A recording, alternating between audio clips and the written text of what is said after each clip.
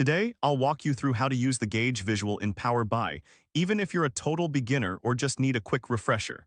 By the end of this guide, you'll know exactly how to create and customize a gauge visual so you can effectively track your data progress. Let's get started by opening Power BI Desktop. If you haven't installed it yet, don't worry, it's free and easy to set up. Once you have it open, you'll be greeted with a clean interface ready for your data analysis.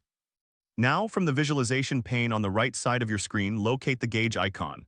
This is your tool for visualizing performance against a target. Simply click on the gauge icon to add it to your report canvas. This is like selecting a canvas for your painting. Next, we need to add the data that you want to measure. For this example, I'll use sales amount. To do this, drag your sales amount field from the Fields pane into the gauge visual.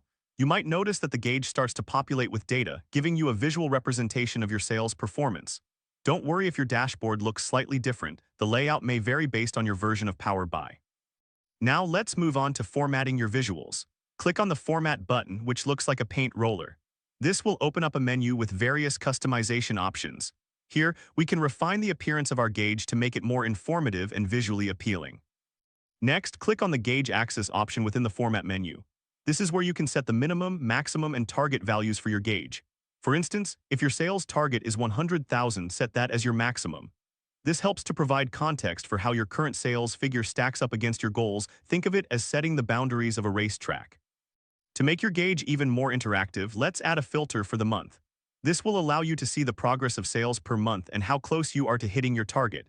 To do this, drag the month field into the filter pane.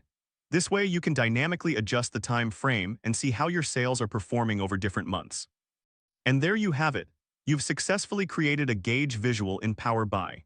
This visual will not only help you track your sales performance, but also provide insights into how you can adjust your strategies to meet your targets. If this helped you out, please give the video a thumbs up.